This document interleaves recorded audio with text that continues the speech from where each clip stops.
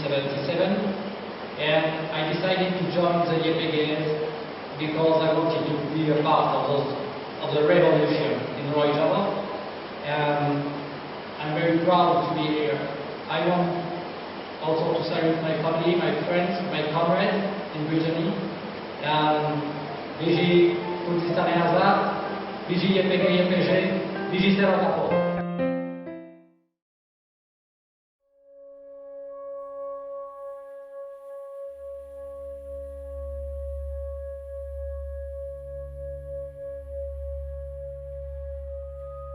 کندال di sala 1977 de li bajarê Brîtanyayê Malstrot ji dayîk bûye.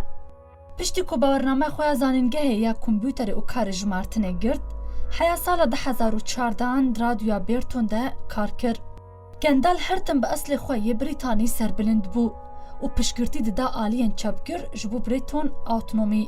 Bi eslê wî yê Brîtanî yê li hember siyaseta azadiyê ya çep ew ji yek ji sedemên girîng bû ku biryar bide û berê xwe bide Sûriyayê, alîkarî ji bo parastina şoreşa Rojava bike. Okay, so yeah, Kendal's like one of the older friends, shall we say. One of the more mature friends, one of the more ideological friends, I'd say. I wasn't even really, like I was aware of it, but I wasn't really too knowledgeable on like obviously the Breton independence struggle. So obviously he taught me a lot about that and how basically that struggle links in a lot with internationalism as a whole and links in with various other like struggles against this like forced assimilation like around the world.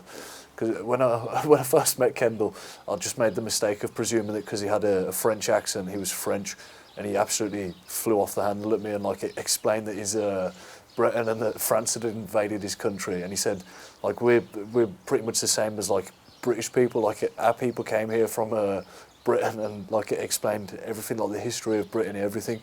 So I know that he was heavily involved in obviously the Breton independence struggle and heavily involved in like a lot of anti-fascist movements as well back home.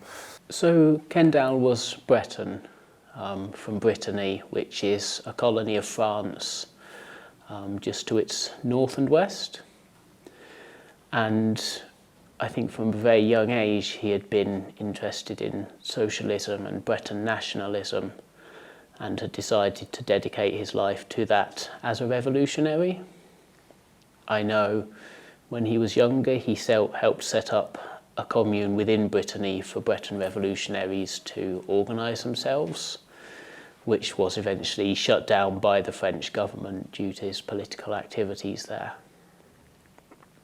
And when he decided to come to Rojava, it was to build links between his revolution and the revolution here.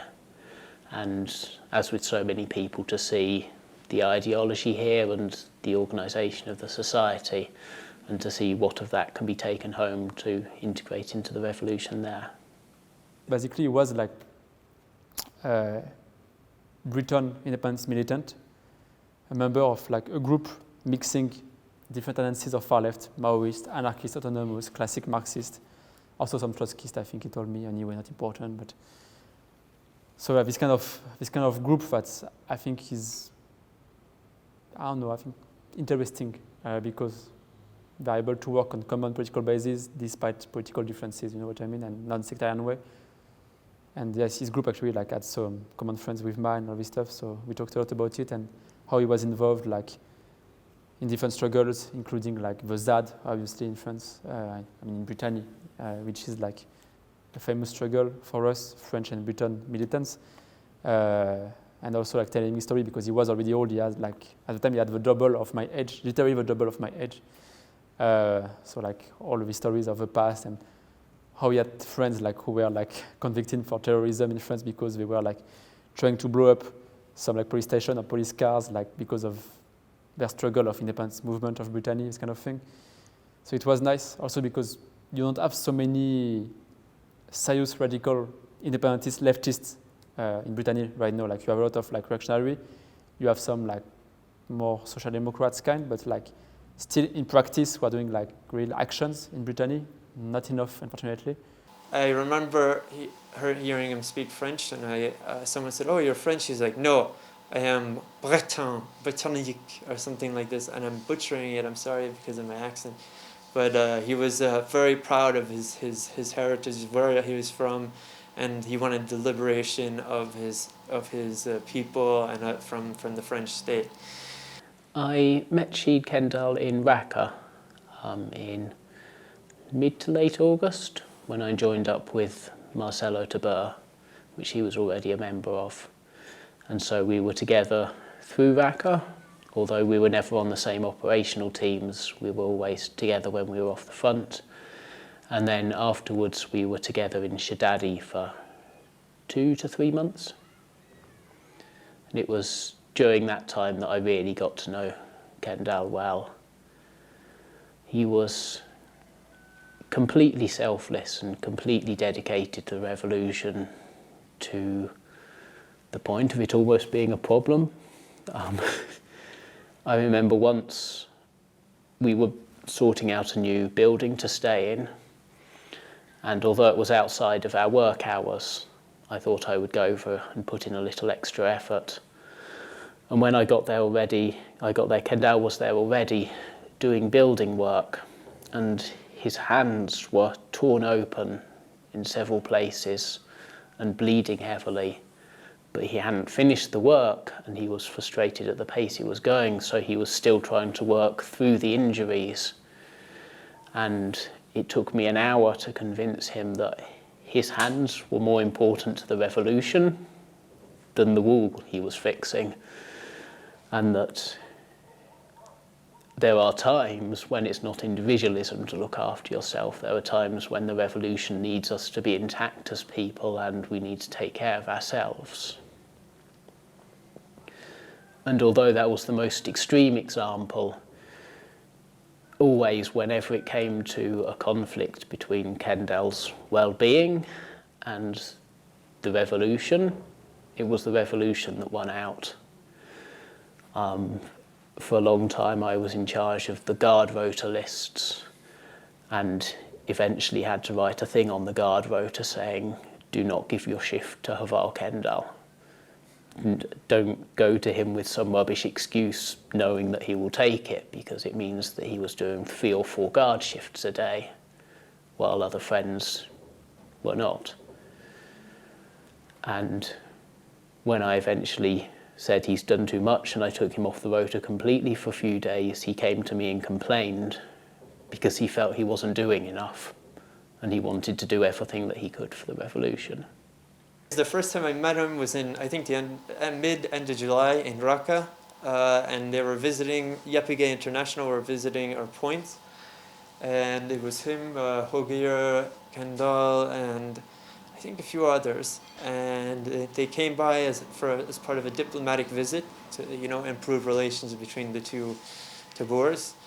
And I remember him wearing the floral, I think it was a green floral keffiyeh, in the classic Kurdish style, and he had his glasses and he had the mustache, and incredibly friendly, very warm person, and spoke pretty good English, and was obviously speaking French, and I know he spoke I'm sorry, what's the language of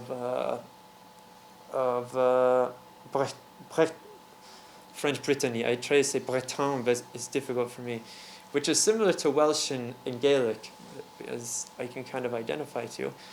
Şehîd Kendal is maybe surprisingly one of the few French speakers, militants that I've met in Rojava that I didn't know from before, because unfortunately, as you can guess, every time we are a very small community and we all know each other, we have common friends, but Şehîd Kendal, I didn't know him before, although we had common friends, but yeah, after when we arrived in Rojava, I met him, we talked because he was okay, he knew about me because of some common friends and because of some texts I've written that he has read while he was still in Europe.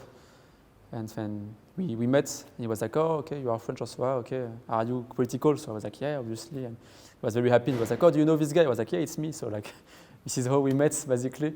So it was very, very interesting. We met in YPG Academy during this 2 months I've spent back during the Raqqa frontline on June, July.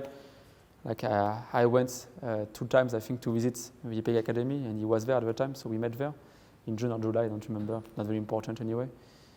And he was like explaining me like how much frustrated he was to didn't come before, like, because he wanted to fight as fast as possible, to join the comrades, and I also told him how much I was frustrated because at the time I was injured and I couldn't go to fight and all this stuff. So yeah, he's one of the people that sort of helped me develop my own like political ideology. I started like, instead of looking at things as though it's like just my country or just the people here, like it kind of helped me develop a better understanding of what internationalism is as a whole. So yeah, I mean, he was a stern like feminist as well. I think even leftists in like Western countries, like Westerners have got like this misconception of what feminism is as a whole. So you know, you hear these things like third wave feminism or like second wave feminism, and you like, I don't know, in a way you kind of get confused and you start like losing understanding of what like actual feminism is. So he's one of the friends that like helped me sort of make links between like feminism in the West and like the like female liberation movement here as well.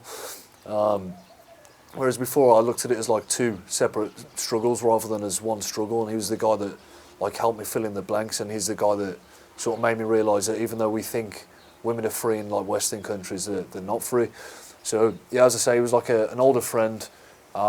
He didn't have a wife or any children or anything. It was like just him.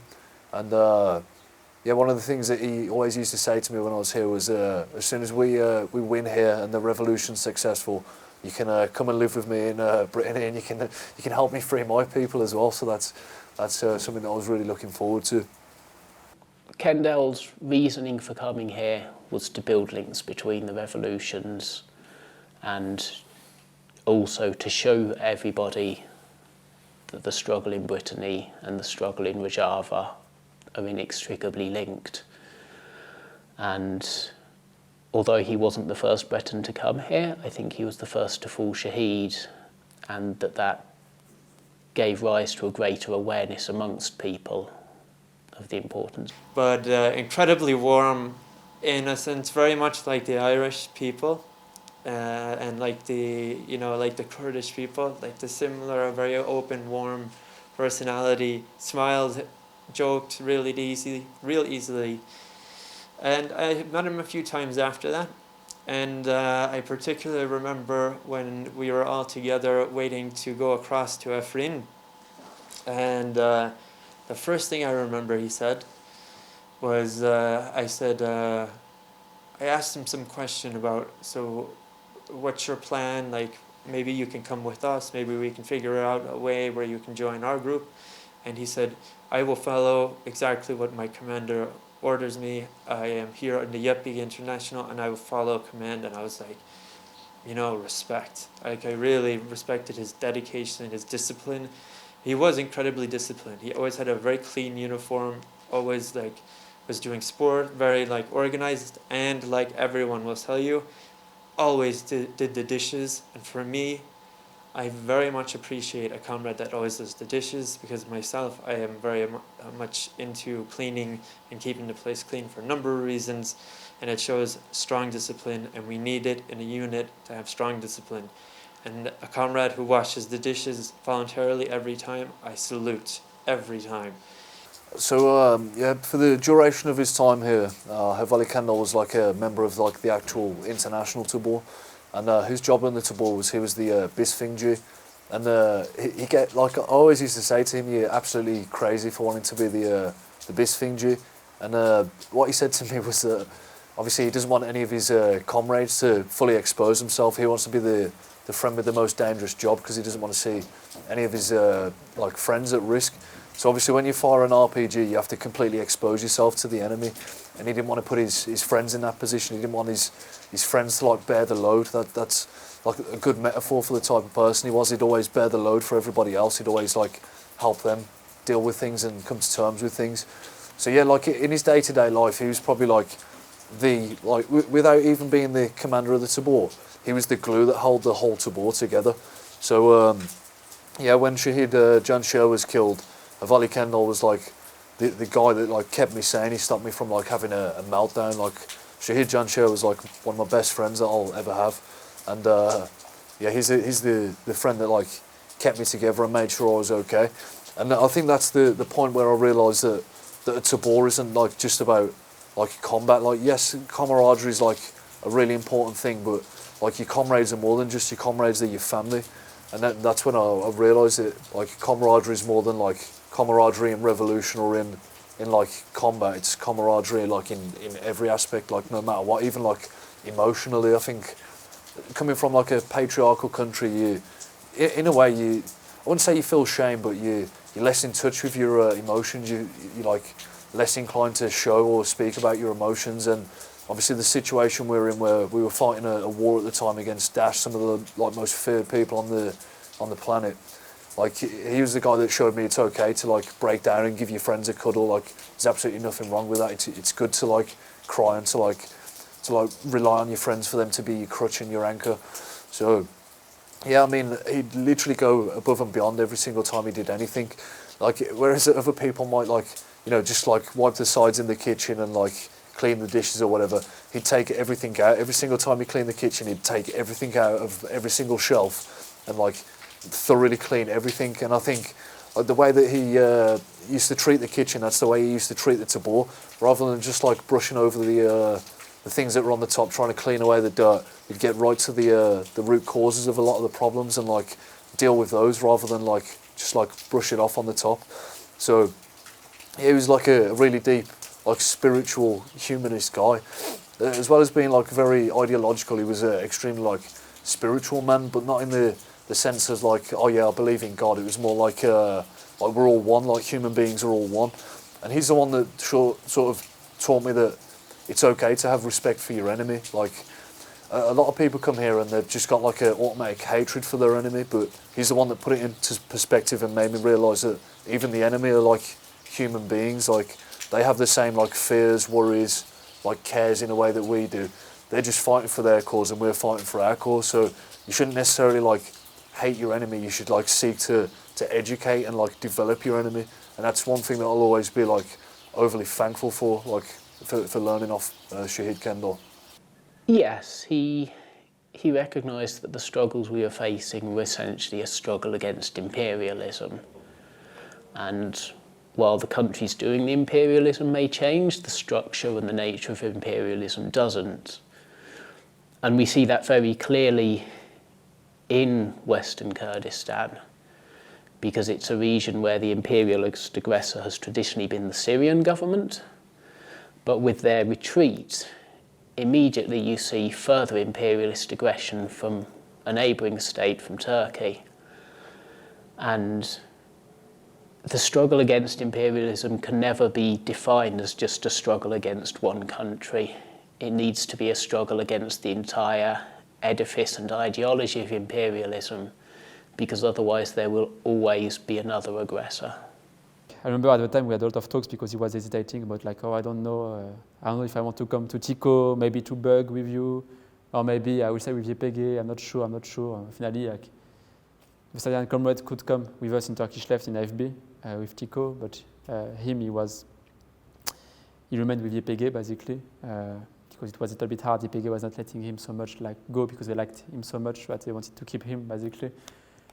So he remained with YPG International, but he arrived at the same place as us, more or less, in Raqqa.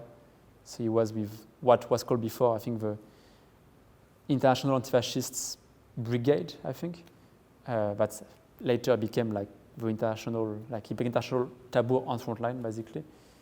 And so we met again there in Raqqa frontline. I think I went back a few days before he went back also, before he went, on frontline. And yes, the place of their battalion was very close to our own place, so we were able to see each other like every week. He was visiting us a lot, also because he was complaining about like spending time with non-political people in his place. So he wanted to spend more time with us sometimes. And yeah, like again, unsurprisingly, very energetic comrade. He was like apparently very good with these things. So generally, like for operations or for defensive position, his assignment was to be the Bisfing G, because apparently he was a very good shooter with this thing and he loved it. So yes, and he was so much excited, and it's interesting to see like this kind of man that's, okay, I would have like some prejudice about them usually when I see them in Europe, like okay, they're all militants, or they are double of my age, they could almost be my favor, you know, and finally like no, he was like still young in his head, and he fought all the way in the front line alongside the Enternasyonal, and then we went together in Afrin. Yeah, so as I say, Rojavayê Kendal, he was the Bisfing G for the Tabor. So the way it works in Raqqa was there'd be like an Arish team, an attack team, and then there'd be a Palestinian team, like providing overwatch for the Arish team. The attacking team, they'd be the ones that like cleared everything, and the Palestinian team would just like provide them overwatch. So a lot of the time, one of the tactics that we'd have to use because of the risk of mines, if you knew that there was a chance of like fire being taken from an area, or you'd seen like Daiş in the building, it was Rojavayê Kendal's job to like just get the rocket in, basically, to fire the rocket. And yeah, this is one of the things that makes me think he's absolutely crazy, because whereas everybody else would be trying to like find cover and like, you know, protect themselves, preserve themselves, he wouldn't care. He'd like go to a different part of the building and fire his rocket off there just to get away from you, because he knows that he's going to give away his whole position and give away your position by doing it. When our Nocta was in Şehîd, there was a massive birthday party for the party. Basically, we had like a big celebration, so we had a lot of friends from all over the place come to Şehîd to celebrate, obviously, the revolution. And one of the things that took part of this party was there was a big like sort of Şehîd ceremony where you do the drill, where you like salute the Şehîds.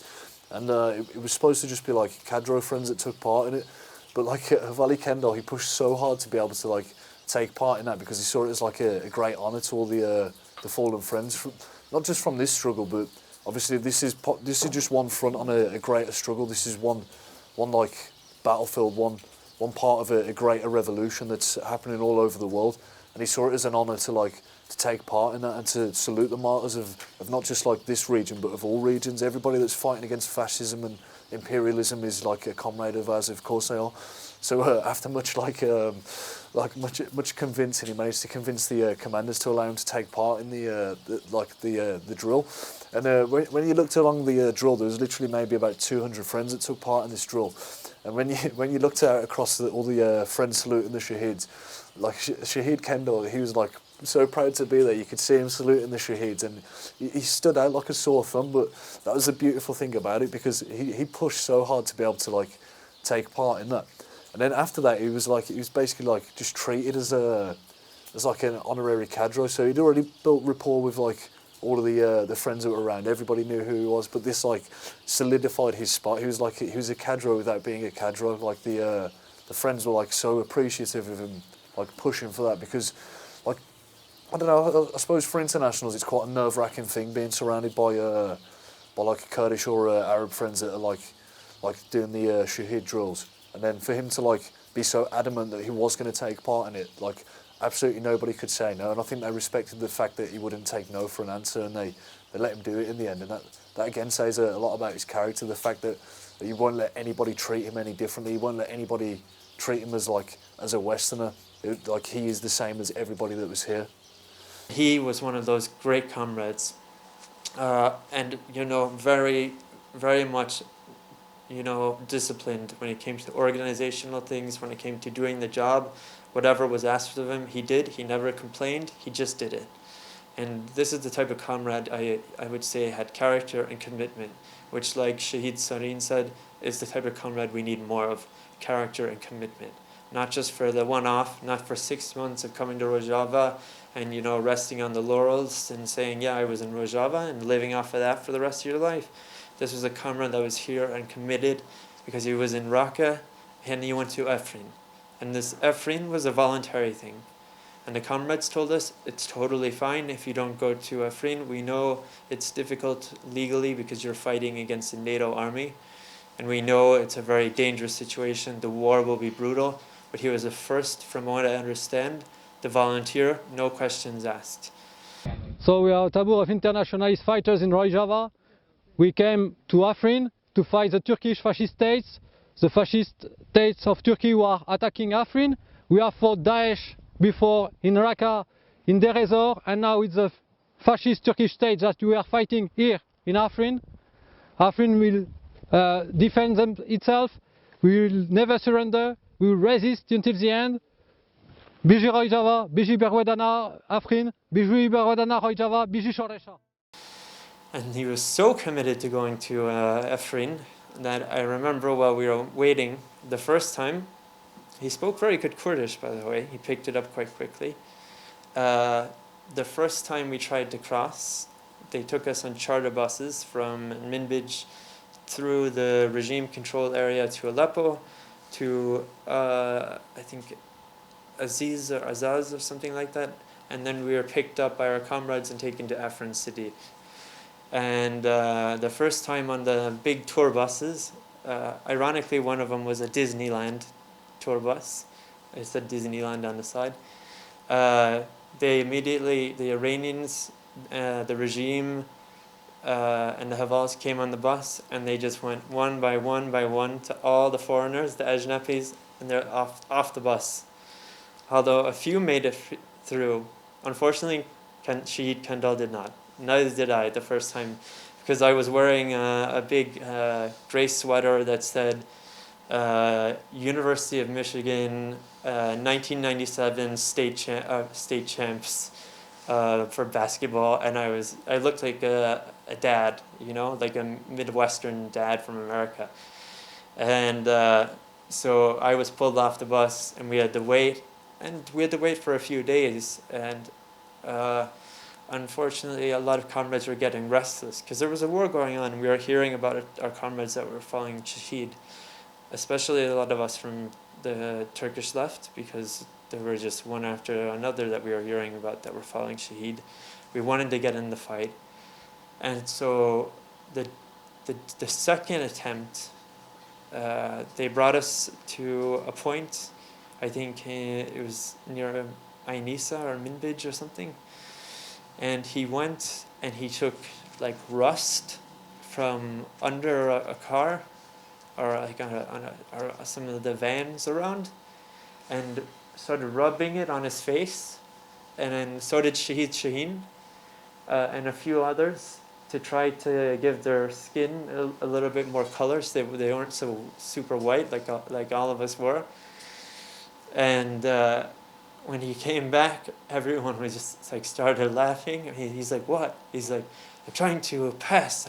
I want to look like a Kurd." And we're like, "You look like a Dorito. Like your face is bright orange." And anyways, I mean, it was the level of commitment. The comrade took rust off of a car and put it on his face. Unfortunately, he was denied again. This time I managed to pass through, and I think that was the last time I saw him. But the way he made it through is a group from the Turkish left came, and they basically did makeovers for all of the internationals that had really like light skin, light hair. For example, Şehîd Şahin had his eyebrows dyed black, his hair dyed black, and you know, a little bit of like makeup, and the same with Şehîd Kendal, to give themselves a bit of color so they blend in more. And they were basically smuggled through in the back of an ammunition truck, and managed somehow to get into Aleppo and finally into Afrin.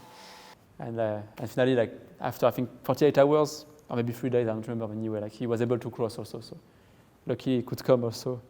But I remember like his face, like so disappointed, like a beaten dog, like because he was not able to cross. Finally, he could cross, and we talked a little bit like through messages when he arrived in Afrin, and he was very interested to come, like maybe with us to join. But finally, like because at the beginning of that he was not able to go to fight, and finally like YPG sent them to fight, like the YPG internationals, and he was able to go on.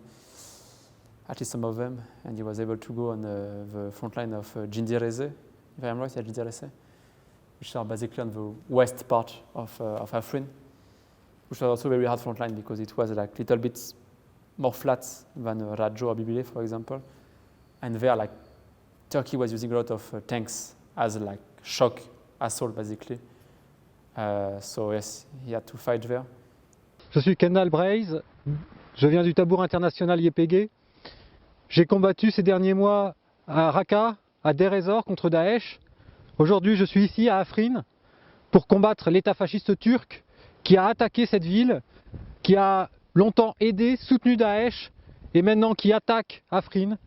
On est prêt à se battre et on va résister. Afrin résistera, Afrin tiendra. In Afrin, it was like a much different war to what we'd been used to. So it wasn't like we couldn't fight conventionally. We were fighting against like a NATO military with an air force with a lot of armour. So I think we were kind of restricted as to what we could do. But yeah, I wasn't actually in Afrin with him. But from what I hear from Afrin, he was one of the people that that wasn't scared. The bombardment that the friends in Afrin took was horrendous. In a way, I was fortunate that my unit was left in Deir ez-Zor at that time, so we were still fighting against Daiş.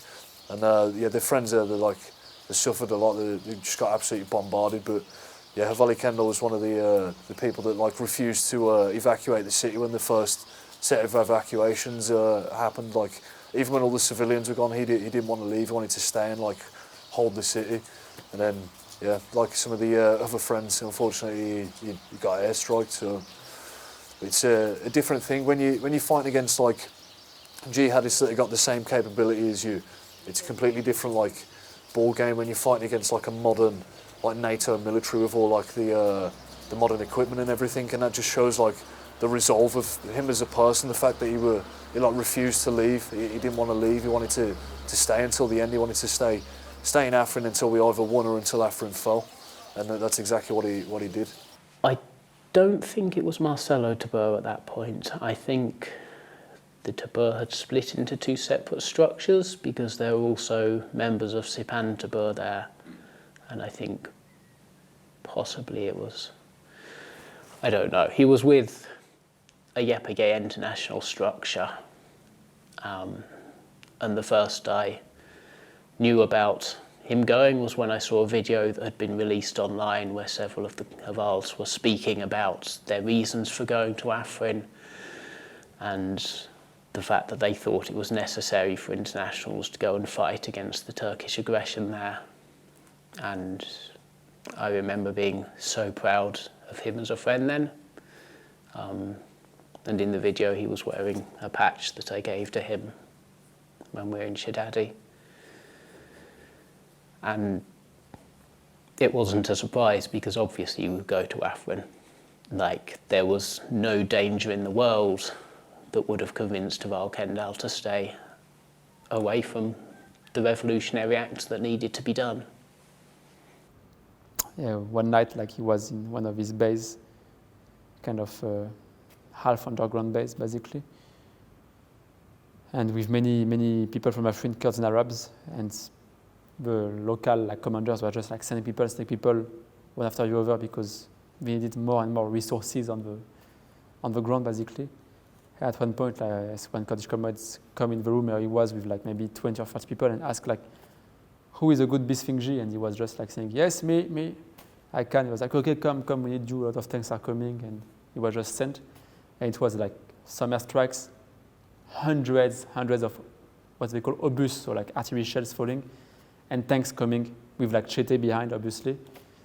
And yes, he was sent, but half an hour after he was sent, he fell shade because I think of obus, artillery basically.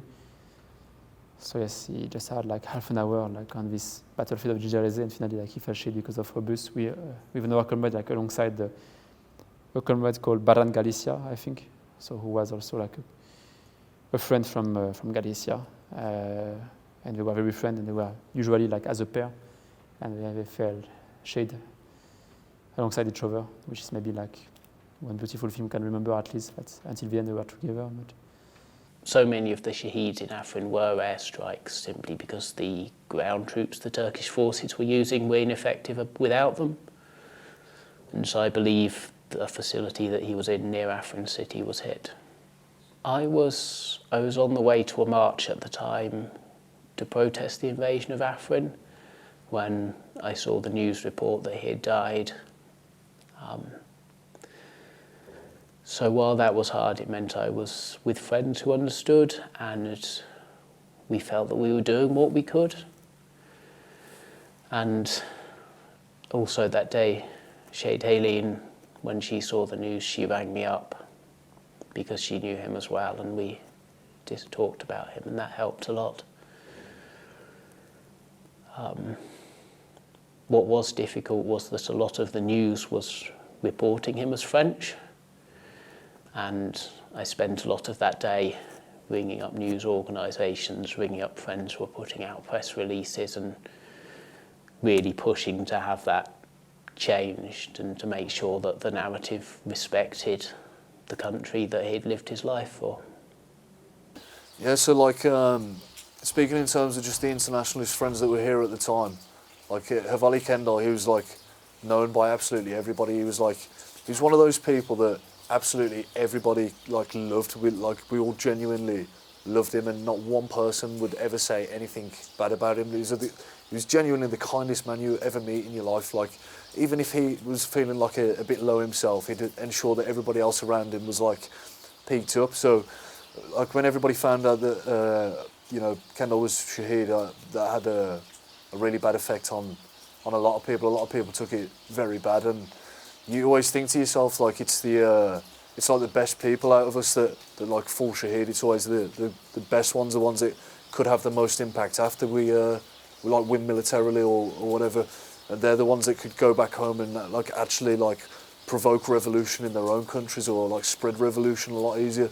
And I think the people in Brittany probably took that the same way, that obviously Şehîd Kendal was going to come back and he was going to be the one that sort of help their cause, because when you take part in internationalism, you don't just want to go and help other people for the sake of it. You want to help other people because you also want to free your people, but you can't free your people without being willing and wanting to free other people as well. So it's a big loss for the Britain independence movement. Of course it is. Like, he's probably one of the most well-known sort of activists in that respect for years. I saw shortly after Kendal was martyred, there were a lot of statements from Breton independence organisations, which seemed to be a wide range of them, both the ones who were already involved in militant revolutionary activity, and also those taking more of a liberal approach. And I think all of them, despite their differences of opinions, saw that this was a man who had given his life to the revolution and ultimately for a revolution. I don't know whether that's led to any greater unity amongst the factions there, sadly. You know, I met Şehîd Kendal's brother recently, and it was very moving to meet his brother. His brother was really proud of him. His whole family was really proud of him. And they all knew that he was always revolutionary and was always dedicated to the fight for autonomy, the fight against the repression and oppression of states against ethnicities and minorities.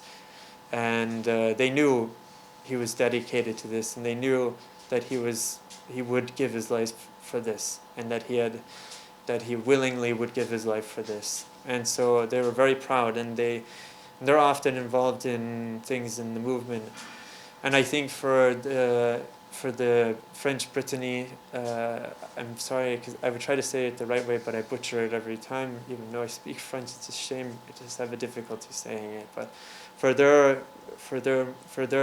struggle, for their move for autonomy or for independence, it's huge, and even it reached across to Northern Ireland as well, because of the shared kind of cultural history, where his face was painted on the walls, and it's just yet another international that was willing to give everything, one for this defense and autonomy and freedom for people that have been oppressed by the states, the hegemonic centralized state systems, by the capitalist systems, by the control of centralized mega states. And I think it's just yet another example of a struggle that we can always carry on. Those who believe in the freedom of people, especially those oppressed for hundreds of years by a majority group. Şehîd Kendal served a brilliant example, and he will always be remembered for that. And we will always remember it, and we will always carry on his fight. And we remember these comrades, every one of them, and we think of them every single day.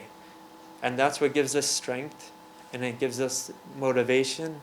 And those of us that continue this struggle, that continue to be part of this struggle, it's because of them that we keep going. And anything good that comes from our work, it comes from the motivation that we take from these comrades. He was just a good kid, you know. You know, some people, they're just nice.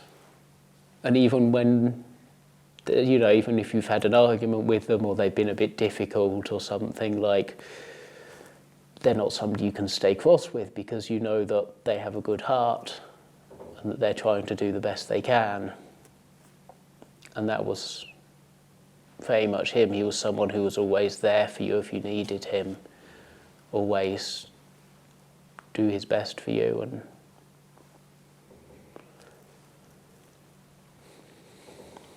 he had cats, I know that, and I hope his cats are okay. He had 2 cats that we were all meant to go and see when we got back. Yeah, well, one thing that should for sure be known about him is, like, he's one of the most committed, like, revolutionary people that I've ever met in my life, and I think he will be, like, if not like, at least in the top 3, other than, like, Şehîd Kendal. He's one of the most revolutionary people ever, like, so committed, and even people that weren't, like, political or revolutionary, he'd never, like, talk down to them. Some of the friends that come from the West, like, because they've studied political theory at university or whatever, they talk down and they assume that because other friends aren't, like, political, they can't be revolutionary. But he was the one person that was always like, it doesn't matter whether you're political or not, we're all revolutionaries. And he always, like, made sure that even the people that were well versed in, like, political theory and stuff, that they, like, accepted the fact that even people that aren't as well educated, like, are revolutionaries, and that's, like, the ideology that he pushed. And yeah, I don't think I'll ever meet another human being like him in my entire life. He's just such a lovely, lovely man, and it's a shame that he's not here anymore. He's a great loss, not just for this cause, but for many causes. And I think he's taught a lot of people a lot of things, and he'll be one of the sort of, like, most well-missed friends that sort of fell here. I think, yeah, I think for sure, even the Kurdish people and the Arab friends here, you know, even if they don't know the names of other Western Shaheeds, they'll for sure know his name, definitely. In France, especially in Britannia, like, it has had a big repercussion. Like, people talked a lot about it because this was, yes, very known and very, a little bit like a kind of a figure that you know, like in the scene, the far left scene in this area. Everyone knew him more or less, or heard about him, or had common friends with him. So yes, many people, like, after organized, like, some events for him. I wanted to visit his friend and family when I came back in Europe, but I couldn't see all of them. But I met like some of his friends actually. Like, I met one of, I think it was his mother best friend. I'm not sure, who was, like, kind of, not officially, but kind of like an aunt for him. So we talked a lot. Yes, we talked a lot, and it was very nice. And yes, I think very interesting to see the inspiration that can give someone which is not a young militant, because usually I believe sincerely that youth is one of the key elements of a revolution, like women and youth.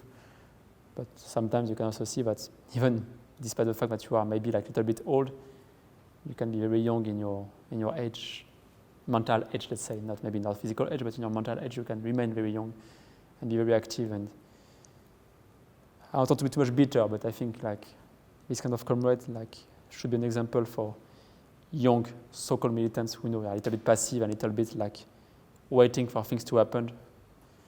You can see that even despite your age, despite, like, being tired and not maybe in the best condition that you could be, if you have, like, a strong ideology, you can, like, move, and involve more, also physically speaking. So I think, yes, for that, he was a good inspiration. And he was a funny character too. Incredibly pleasant comrade as well. you know, and his brother, meeting his brother was really moving, and it was really powerful.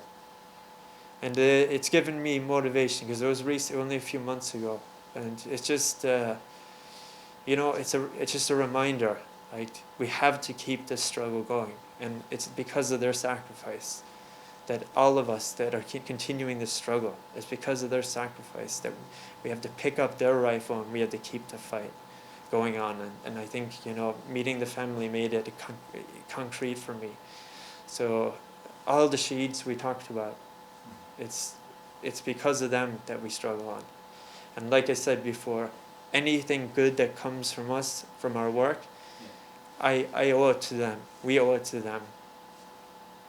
And their legacy will live on as long as we remember them, and as long as we pass this memory on, their memory will never die. They will never die, and it's true, like they said, Şehîd namerin.